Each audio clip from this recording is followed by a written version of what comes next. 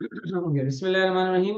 जो हम कॉन्ट्रैक्ट या जो स्टैंडर्ड हम देखने जा रहे हैं, that is the construction contract, and we all know that कि construction contract that is IFRS 15 recently update हुआ था, और उसके अंदर जो चेंजेस हैं उसको थोड़ा सा हम यहाँ पे डिस्कवर करने जा रहे हैं, उसकी प्रैक्टिस करने जा रहे हैं। अच्छा, आईएफआरएस 15 बेसिकली डील करता है with the revenues with the customers and the construction contract, जिसमें हम जो यहाँ पे पार्ट देखने जा रहे हैं that is the construction contract. Sir, construction contract है क्या, थोड़े से हम इसकी पहले बैकग्राउंड को समझते हैं, एंड देन इंशाल्लाह हम इसके क्वेश्चंस की तरफ, एग्जामिनर अप्रोच की तरफ हम मूव ऑन करेंगे। फर्स्ट ऑफ ऑल देखिए, अगर मैं कोई बिल्डिंग कंस्ट्रक्ट कर रहा हूँ फॉर माई ओन यूज, यानी कि मैं अगर फॉर एग्जांपल वहां पे प्रोडक्शन करूंगा, या definitely I am going to use that property और the building for the supply of goods, that is for the purpose of warehouse. तो उसका मतलब ये जो आपके पास बिल्डिंग की कंस्ट्रक्शन है, ये फॉल करेगी एज पर IS 16। अच्छा, इसी तरीके से अगर मैं एक और बिल्डिंग कंस्ट्रक्ट कर रहा हूँ, and that building is being constructed for the purpose of rental, यानी कि मैं उसको रेंट पे देना चाहता हूँ, या फॉर कैपिटल एप्रिसिएशन, तो it means now that building would be considered as per IAS 40, यानी कि हम इसको इन्वेस्टमेंट प्रॉपर्टी में क्लासिफाई करेंगे। इसी तरीके से अगर मैं फॉर एग्जांपल कोई बिल्डिंग या कोई प्रॉपर्टी कंस्ट्रक्ट कर रहा हूँ, and that property is being constructed क्यों, for the purpose of sale in the ordinary course of business, यानी कि अगर मैं उसको बेचने के लिए कर रहा हूँ, तो definitely that property would be considered as per IAS 2, यानी कि हम इसको फिर इन्वेंटरी वैल्यूएशन का पार्ट बनाएंगे। अच्छा, इसी तरीके से अगर हम कोई बिल्डिंग कंस्ट्रक्ट कर रहे हैं, and that building is being constructed on behalf of the customer, यानी कि कस्टमर ने मुझे ऑर्डर दिया कि यार आप ये मेरे लिए मुझे बिल्डिंग कंस्ट्रक्ट करके दें। अब इस पे कौन सा स्टैंडर्ड अप्लाई होगा, क्या इस पे स्टैंडर्ड IS 16 अप्लाई होगा? नहीं, क्योंकि मैं अपने पर्पस के लिए, अपने यूज के लिए नहीं ले रहा। क्या इस पे IS 40 अप्लाई होगा? मैंने इसको कैपिटल एप्रिसिएशन और रेंटल पर्पस के लिए नहीं लिया, कैंसिल आउट हो गया। क्या मैं इसको इन the ordinary course of business, यानी कि मैं इसको बना के क्या इन the ordinary course of business बेच रहा हूँ? नहीं, इस पे IS 2 भी अप्लाई नहीं होगा, इस पे अप्लाई होगा IFRS 15। इट मींस कि अगर मैं कस्टमर की रिक्वेस्ट पे कोई बिल्डिंग, कोई प्रॉपर्टी कंस्ट्रक्ट कर रहा हूँ, तो उसका मतलब ये कि अब इस पर IFRS 15 अप्लाई होगा। तो IFRS 15 that is the construction contract. ये हमें गाइडलाइंस देता है कि अगर आपने किसी कस्टमर के रिक्वेस्ट या ऑर्डर के ऊपर अगर बिल्डिंग कंस्ट्रक्ट कर रहे हैं, इट मींस कि आपका कंस्ट्रक्शन बिजनेस है, आप कंस्ट्रक्शन कंपनी है, आप बिल्डिंग फ्लैट इस तरह की अगर आप कोई भी जगह कंस्ट्रक्ट करते हैं, तो उसके ऊपर किस तरीके की अकाउंटिंग ट्रीटमेंट होगी, ये हमें यहाँ पे इसके अंदर सिखाई गई है कंस्ट्रक्शन कॉन्ट्रैक्ट के अंदर। अच्छा, सेकंडली सर, अगर मैं कंस्ट्रक्शन कॉन्ट्रैक्ट कर रहा हूँ, तो कंस्ट्रक्शन कॉन्ट्रैक्ट के अंदर यानी कि कंस्ट्रक्शन कंपनी अपनी अकाउंटिंग ट्रीटमेंट कैसे करेगी? याद रहे कि हर बिजनेस के लिए, चाहे वो कंस्ट्रक्शन कंपनी हो, चाहे वो कोई भी ऑर्गेनाइजेशन हो, ऑलवेज रिमेंबर हर कंपनी अपना फाइनेंशियल स्टेटस और पोजीशन, यानी कि परफॉर्मेंस और पोजीशन मालूम करना चाहती है। इट मींस कंस्ट्रक्शन कंपनी भी अपने पास यहाँ पे एक डॉक्यूमेंट बनाएगी, दैट इज द P&L, और एक डॉक्यूमेंट बनाएगी, that is the balance sheet. Now the problem is, या द क्वेश्चन अराइजेस कि P&L और बैलेंस शीट में किस तरीके से चीजों को या स्टैटिस्टिक्स को रिपोर्ट किया जाएगा, किस तरीके से कंस्ट्रक्शन कंपनी अपना P&L प्रिपेयर करेगी। नो डाउट P&L के अंदर जो अदर लाइन आइटम्स है, दैट इज ऑपरेटिंग एक्सपेंसेस, यानी कि आपकी सैलरी, वेजेस है, स्टाफ कॉस्ट है, या एडवर्टाइजमेंट है, मार्केटिंग है, वो सारे P&L आपका नॉर्मल वे के अंदर बनेगा। लेकिन स्पेसिफिकली इस कंस्ट्रक्शन से रिलेटेड जो मेजर लाइन आइटम है, यानी कि sales and cost of sales, how to account for that one, ये हमें यहाँ पे इस स्टैंडर्ड के अंदर सीखना है और हमें सिखाया गया है। तो उसको हम यहाँ पर देखेंगे। एंड सेकंडली कि बैलेंस शीट के ऊपर डेफिनेटली कंस्ट्रक्शन कंपनी की बैलेंस शीट के अंदर cash, bank, receivables, different assets आ रहे होंगे, प्रॉपर्टी, प्लांट एंड इक्विपमेंट आ रहा होगा, डिफरेंट एसेट्स और लायबिलिटीज उसके अंदर रिपोर्ट हो रहे होंगे।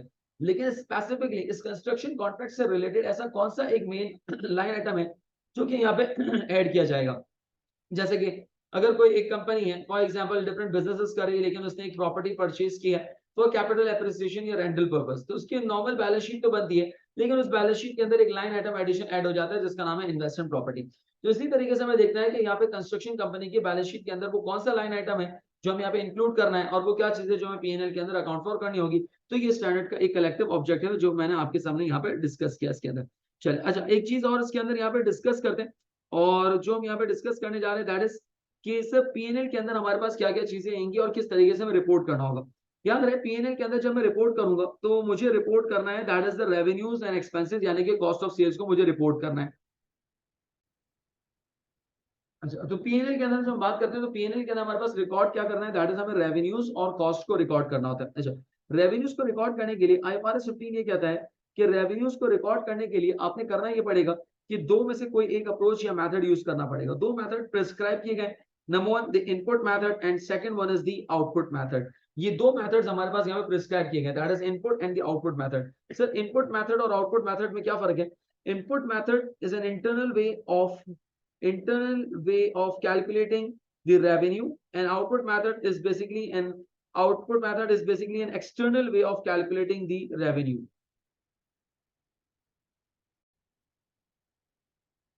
अच्छा, internal way of calculating the revenues and output method क्या, that is an external way of calculating the revenues. अच्छा, जब मैं इंटरनल वे की बात करता हूँ तो इंटरनल वे का मतलब क्या है कि यहाँ पर हम करते क्या है कि जब भी हम रेवेन्यूज को रिकॉग्नाइज करने जा रहे होते हैं तो हम करते क्या, नॉर्मली हम एक परसेंटेज ऑफ कैलकुलेशन या परसेंटेज ऑफ कंप्लीशन कैलकुलेट करते हैं। और इंटरनल वे का मतलब यह है कि यहाँ पर जो परसेंटेज ऑफ कंप्लीशन कैलकुलेट किया जाएगा, ये कैलकुलेट किया जाएगा बाय द इंटरनल ऑर्गेनाइजेशन के अपने एम्प्लॉइज या ऑर्गेनाइजेशन की मैनेजमेंट की तरफ से। और नॉर्मली ये कैलकुलेट किया जाता है on the basis of the cost incurred. इसका फॉर्मूला क्या होता है वो भी हम डिस्कस करेंगे अभी। इसी तरीके से आउटपुट मेथड क्या है कि एक्सटर्नल यानी कि एक आउटसाइडर, एक एक्सपर्ट आएगा जो कि आपके पास यहाँ पर कैलकुलेट करेगा एक percentage of completion. Again percentage of completion calculate किया जाएगा, लेकिन उसकी अपनी एक कैलकुलेशन होगी, उसकी अपनी वर्किंग होगी, जिसकी बेसिस के ऊपर वो आपको एक परसेंटेज ऑफ कंप्लीशन देगा कि कितना परसेंट वर्क आपका कंप्लीट हो चुका है टिल डेट। तो वो आपके पास एक परसेंटेज ऑफ कंप्लीशन आपको देगा। नॉर्मली जो एक्सटर्नल या आउटपुट मेथड की परसेंटेज ऑफ कंप्लीशन होती है वो होती है on the basis of the revenue, यानी कि कॉन्ट्रैक्ट प्राइस के ऊपर या सेल्स रेवेन्यू की बेसिस के ऊपर वो कैलकुलेट करता है। तो that is a major difference. यानी कि अल्टीमेटली सिमिलैरिटी अगर मैं आपको बताऊं तो सिमिलैरिटी क्या है कि हम यहाँ पे परसेंटेज रिक्वायर्ड है। अब वो परसेंटेज या तो आपकी विद इन द ऑर्गेनाइजेशन खुद कैलकुलेट की गई होगी on the basis of the cost incurred, या फिर वो एक्सपर्ट आपको प्रोवाइड करेगा on the basis of the sales revenue, यानी कि आपके कॉन्ट्रैक्ट प्राइस या कॉन्ट्रैक्ट रेवेन्यू के बेसिस के ऊपर वो आपको परसेंटेज करके कैलकुलेट करके देगा या उसका एक क्राइटेरिया बता देगा, तो वो आपने उसके अंदर कैलकुलेट करना होगा। So that is either of the way जो कि मुझे यहाँ पे करना होगा। याद रहे कि रेवेन्यू को रिकॉग्नाइज करने के दो आपके पास मेथड्स दिए गए हैं, input and the output. So what if कि अगर मुझे कॉस्ट इनकर्ड यानी कि विद इन द ऑर्गेनाइजेशन यानी कि इंटरनल वे में अगर मुझे कैलकुलेट करना है तो किस तरीके से कैलकुलेट करेंगे, तो उसके लिए आईएफआरएस ने यहाँ पे हमें फॉर्मूला दिया है, दैट इज आपने करना ही होगा कि cost incurred divided by total estimated cost. Total estimated cost यानी कि कॉस्ट इनकर्ड टू डेट, कि अब तक आपने कितनी कॉस्ट इनकर कर दी है, divided by total estimated cost multiply by 100, तो हमारे पास यहाँ पर एक परसेंटेज आ जाएगी। अब ये जो परसेंटेज होगी, ये परसेंटेज हमें अप्लाई करनी होगी रेवेन्यू को रिकॉग्नाइज करने के लिए। ऐसा क्यों है, देखिए अगर फॉर एग्जाम्पल आपको थोड़ा सा स्ट्रक्चर समझाने की कोशिश करूं कि एक कंस्ट्रक्शन कंपनी है। अब वो कंस्ट्रक्शन कंपनी करती क्या है, वो कहती है फॉर एग्जाम्पल कि हम ये आपको कॉन्ट्रैक्ट है कंस्ट्रक्शन की बिल्डिंग कंस्ट्रक्ट करके देंगे। किस तरीके से कंस्ट्रक्ट करके देंगे, उसकी क्या प्राइस होगी, तो उसके लिए पहले से ही चीजें कुछ प्री आपके पास डिटरमिन्ड होती हैं। यानी कि कंस्ट्रक्शन कंपनी क्या देती है कि हम आपको ये पूरी बिल्डिंग कंस्ट्रक्ट करके देंगे फॉर लेट्स से 100 मिलियन। अब ये 100 मिलियन क्या है, that is the contract price, that is the contract revenue और the contract price, that is the 100 million amount. ये 100 मिलियन की अमाउंट आपके पास यहाँ पर गिवन है, that is the contract price. अब कंस्ट्रक्शन कंपनी अपनी ऑलरेडी वर्किंग कर चुकी है कि हमें इस कंस्ट्रक्शन के अंदर अप्रोक्सीमेटली आयरन, सीमेंट या जितनी भी मटेरियल, लेबर, ओवरहेड्स है, कितनी कंस्ट्रक्शन कॉस्ट रिक्वायर्ड होगी। तो कॉस्ट ऑफ कंस्ट्रक्शन आपके पास या कॉस्ट ऑफ कॉन्ट्रैक्ट ये ऑलरेडी कैलकुलेट कर चुकी है। लेट्स से 70 मिलियन की कॉस्ट ऑफ कॉन्ट्रैक्ट है या कॉस्ट ऑफ कंस्ट्रक्शन रिक्वायर्ड है, लेकिन इनकी एस्टिमेटेड है। डेफिनेटली एस्टिमेटेड होगी, एक्चुअल नहीं हो सकती।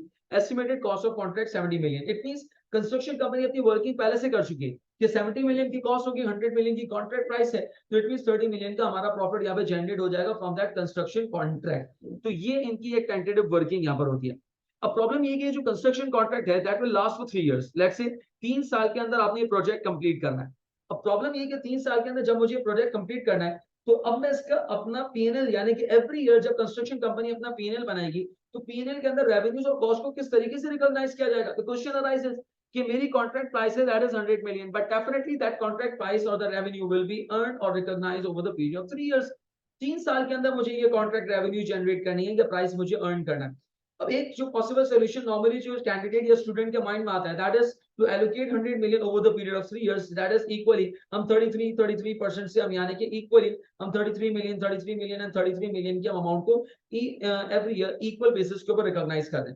But that criteria is inappropriate. Reason भी क्योंकि कंस्ट्रक्शन कंपनी, अगर आपको थोड़ा आइडिया हो, प्रैक्टिकल एक्सपोजर हो, कि कंस्ट्रक्शन कॉन्ट्रैक्ट के अंदर हर साल इक्वल वे के अंदर आप वर्क परफॉर्म नहीं करते। लाइक अगर एक बिल्डिंग मुझे कंस्ट्रक्ट करनी है in a year 1, definitely huge cost will be incurred, क्योंकि बेस के ऊपर उसकी आपके पास फाउंडेशन के ऊपर heavy cost and heavy time period incur किया जाता है।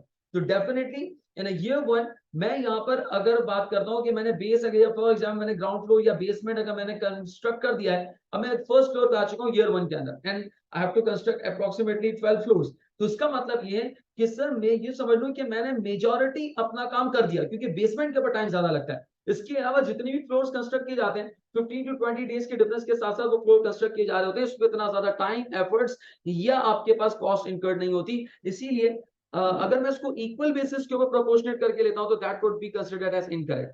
तो इसीलिए इसको इक्वल या मंथ अपोर्शन करना या ईयर बेसिस के ऊपर अपोर्शन करना that would not be considered as an good treatment. उसको मुनासिब ट्रीटमेंट कंसिडर नहीं की जाती। इसीलिए नॉर्मली आईएफआरएस रिकमेंड करता है either to use the input method, यानी कि हम परसेंटेज ऑफ कंप्लीशन कैलकुलेट करेंगे, कॉस्ट इनकर्ड टू डेट, कि आपने अगर एक साल के एंड पे अगर फॉर एग्जांपल 70% कॉस्ट इनकर कर दिया of your total estimated cost, it means now you have to recognize the 70% revenue.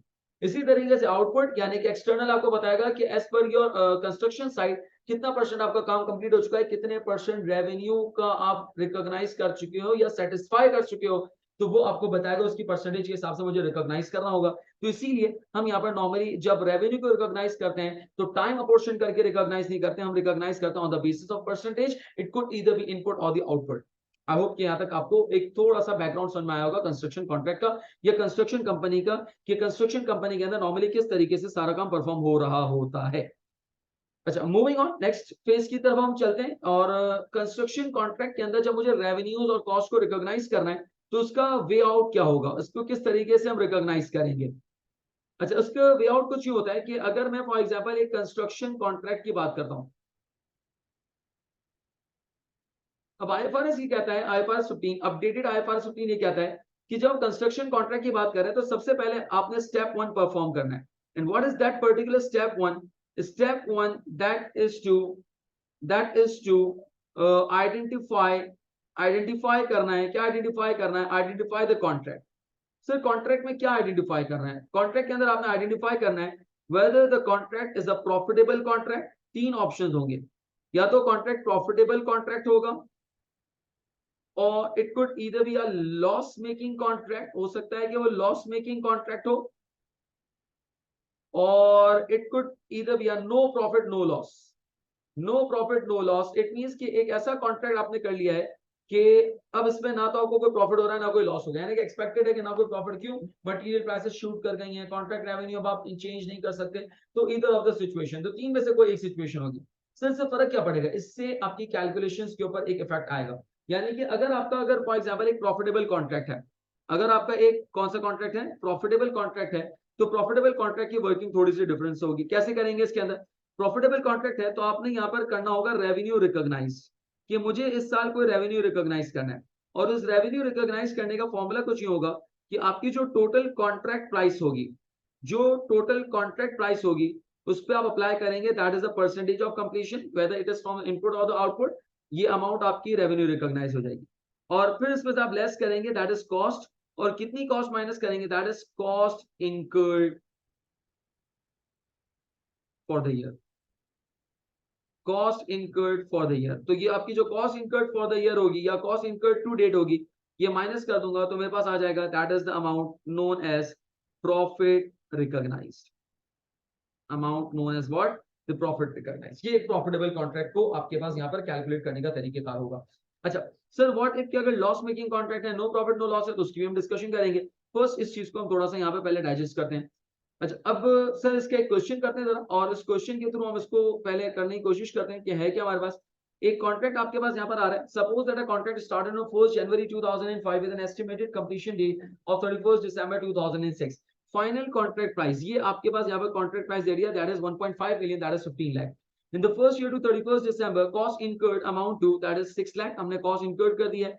Work यानी कि certificates of work completed have been issued to the value, यानी कि मुझे सर्टिफिकेट इशू किया गया by the expert कि मेरा 7,50,000 तक का काम कंप्लीट हो चुका है। Okay, it is estimated that a reasonable with reasonable certainty that further cost of completion will be 6 lakh, यानी कि मजीद आपको 600,000 इनकर करने होंगे। इट मींस हमने अब तक 600,000 इनकर कर दिए, मजीद 600,000 नीड टू बी इनकर्ड।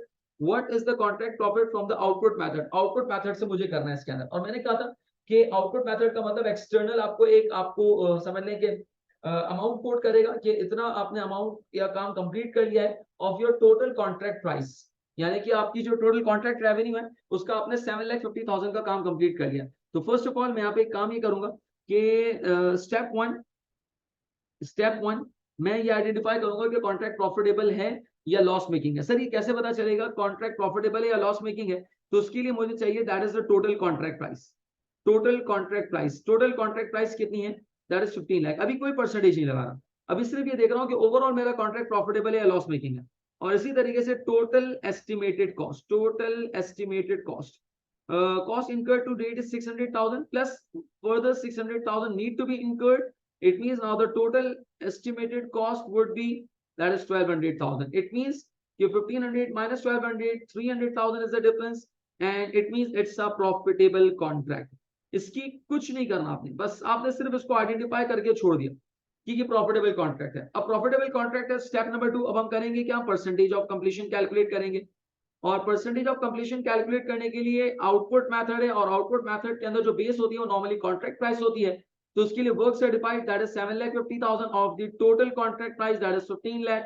और जब मैंने इसको किया मल्टीप्लाई बाय 100 तो this will make around 50%। It means 50% is the work completed. As per the expert आपका 50% काम कंप्लीट हो चुका है। स्टेप 3 अब हम स्टेप 3 के अंदर करेंगे क्या? विल रिकॉग्नाइज द प्रॉफिट, यानी कि रेवेन्यूज को रिकॉग्नाइज करेंगे। और रेवेन्यू को रिकॉग्नाइज करने का जो आपके पास पैटर्न होगा that is the total contract price, it was 15 lakh. इसको 50% कैलकुलेट करेंगे एंड अमाउंट वुड बी 7,50,000। ये मैं इत्तेफाक है कि 750 आपके पास वर्क सर्टिफाइड भी आ रहा था, 750 आपके पास रेवेन्यू रिकॉग्नाइज आ रहा है। ये जरूरी नहीं है, आपने स्टेप्स को फुलफिल करना पड़ेगा। अच्छा, माइनस करेंगे कॉस्ट, और कॉस्ट जो माइनस करेंगे that is cost incurred to date, यानी कि हमने इस साल कितनी कॉस्ट इनकर की है। और हमें क्वेश्चन के डाटा के अंदर आई गेस बताया गया था कि cost incurred to date that is 6 lakh. तो 6 लाख हम इसमें से माइनस कर देंगे, तो 7,50,000 minus 6 lakh, this will make 1,50,000, and that 1,50,000 is the amount of profit to be recognized. अब एग्जामिनर अप्रोच पे चलते हैं कि एग्जामिनर आपसे क्या क्या चीजें कैलकुलेट करवा सकता है। सबसे पहले एग्जामिनर आपसे पूछेगा कि amount of revenue to be recognised, so answer is 750,000। What amount of cost to be recorded और रिपोर्टेड फॉर द ईयर 2005 या 2006 जो भी अकाउंटिंग पीरियड है that is 600,000, and what amount of profit to be recognised that is 1,50,000। ये आपके profit recognise की value आ गई। तो ये हमारे पास यहाँ पर रिक्वायरमेंट थी जो कि हमने यहाँ पे देखी इसके अंदर। ठीक है, अच्छा आगे चलते हैं जरा। इसके बाद एक और हमारे पास यहाँ पर कॉन्ट्रैक्ट है, इसको हम देखते हैं जरा। इसके अंदर क्वेश्चन है, Baker company entered into a contract with specialised building for consideration of 2 million, यानी कि that is the contract price of 2 million plus a bonus of 0.4 million। एक याद रखिएगा बोनस, कि जो बोनस का अमाउंट है, ये बोनस का अमाउंट आपके पास कॉन्ट्रैक्ट रेवेन्यू का पार्ट बनेगा if it is certain and if it is probable. अगर आपको लगता है कि प्रोबेबल है कि definitely I can avail that amount of bonus और द इंसेंटिव, कि आपको कस्टमर एक बोनस या इंसेंटिव दे रहा है और आप अवेल कर लेंगे, क्योंकि बोनस के इंसेंटिव के कोई ना कोई क्राइटेरियाज होंगे। इफ यू थिंक कि आप उस क्राइटेरियाज को मीट कर लेंगे तो डेफिनेटली आप उसको कॉन्ट्रैक्ट रेवेन्यू का पार्ट बना सकते हैं। If the building is completed within 18 months, ये कंडीशन लगाई गई। Estimated cost to construct the building is 1.5 million dollar, कि 1.5 million डॉलर आपके पास यहाँ पे estimated cost required to construct the company, कि आपने इस बिल्डिंग को कंस्ट्रक्ट करने के लिए 15 लाख की कॉस्ट रिक्वायर्ड है आपके पास। अच्छा, if the contract is terminated by the customer, Baker company can demand payment for the cost incurred to date. अगर आपने डेफिनेटली यहाँ पर जो है वो कॉन्ट्रैक्ट अब कंप्लीट नहीं हुआ तो डेफिनेटली कस्टमर आपको पेनलाइज कर सकता है, वो 30% मार्कअप के साथ आप उसके ऊपर जो है वो आप कस्टमर को पेनलाइज करेंगे। On 1st January 2001, as a result, factor outside the control, Baker was not sure whether the bonus would be achieved. Now that is the point you need to mark it out, कि company को estimated है कि company bonus के amount को consider या avail नहीं कर पाएगी। इट मींस अब जो बोनस आपके पास ऊपर दिया हुआ था 0.4 मिलियन का, ये मेरे लिए इररेलेवेंट हो गया। This will not be the part of your contract price, अब हम उसको कॉन्ट्रैक्ट प्राइस का पार्ट नहीं बनाएंगे। At 31st December 2001, Baker Company had incurred a cost of 1 million, यानी कि for the year ended अब तक 1 million की कॉस्ट हम इंकर कर चुके हैं। याद रहे total estimated cost was 1.5 million, जिसमें से 1 million हमने इंकर कर दिया। Still unsure whether the bonus target would be met. Baker measures the progress towards the completion based on the cost incurred. It means यहाँ पे जो method use कर रहा है that is the input method use कर रहा है।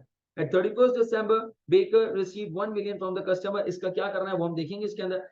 Requirement क्या है, आपने फाइनेंशियल एक्सट्रैक्ट्स प्रिपेयर करने हैं। ओके, क्वेश्चन के अंदर डाटा बहुत सारा लेंथी है, लेकिन सर हमें करना क्या है, starting from the very scratch First of all, step number one, that is to identify whether contract is profitable or loss making or no profit or no loss. So कैसे पता चलेगा? Step one, मुझे यहाँ पे चाहिए that is the contract revenue, total contract revenue, and the total contract revenue was 2 million, I guess. Yes, 2000 is the total contract revenue, and total estimated cost. Total estimated cost was 1500. It means it's a profitable contract. Congratulations, it's a profitable contract. And if it is a profitable contract, now what will be the procedure? Step number two, calculate the percentage of completion. How we going to calculate the percentage of completion? किस तरीके से हम percentage of completion calculate करेंगे? किस तरीके से हम percentage of completion calculate करेंगे? उसका formula क्या होगा? That is cost incurred divided by total estimated cost. Total estimated cost multiply by 100. Cost incurred, कितनी cost incur कर दी थी हमने? That is 1000 divided by 1500 is the total estimated cost multiply by 100. तो हम यहाँ पर करेंगे क्या? परसेंटेज कैलकुलेट कर लेंगे और परसेंटेज हमारे पास जो आ रही है that would be 1000